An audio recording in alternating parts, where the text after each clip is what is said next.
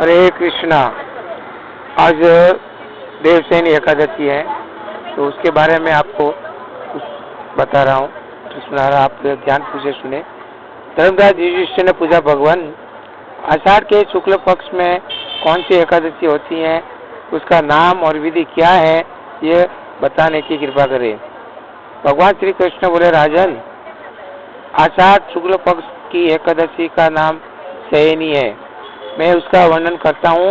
वो महान पुण्यमय स्वर्ग और मोक्ष प्रदान करने वाली, सब पापों को हरने वाली तथा उत्तम व्रत है। आषाढ़ शुक्ल पक्ष में शयनी एकादशी के दिन जिन्होंने कमल पुष्प से कमल लोचन भगवान विष्णु का पूजन तथा एकादशी का उत्तम व्रत किया है, उन्होंने तीनों लोकों और तीनों सनातन देवताओं का पूजन कर लिया।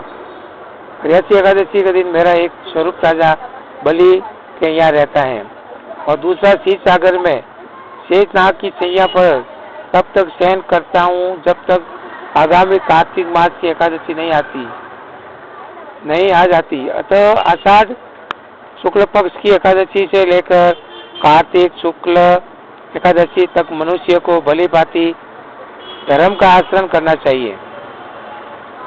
जो मनुष्य इस व्रत का अनुष्ठान करता है वह परम गति को प्राप्त होता है।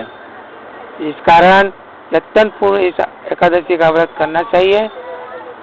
एकादशी की रात में जागरण करके शंख चक्र गदा धारण करने वाले भगवान विष्णु की भक्तिपूर्व पूजा करनी चाहिए। ऐसा करने वाले पुरुष के पुण्य की गणना करने से चतुर्भुज ब्रह्मा जी के असमर्थ हैं। राजन जो इस प्रकार भोग और मोक्ष प्रदान करने वाले सर्व पापहारी एकादशी के उत्तम व्रत का पालन करता है, वह जाति का चांडाल होने पर भी संसार में सदा मेरा प्रिय रहने वाला है। जो मनुष्य दीपदान प्लास के पत्ते पर भोजन और व्रत करते हुए सोमासा व्यस्त करते हैं, वे मेरे प्रिय हैं। सोमास में भगवान विष्णु सोए रहते हैं, इसलिए मनुष्य को भूमि पर शयन करना चाहिए। सावन में साग, भादों में दही, ग्वार में दूध और कार्तिक में दाल का त्याग कर देना चाहिए। जो सोमस्य में ब्रह्मचार्य का पालन करता है और परम गति को प्राप्त होता है।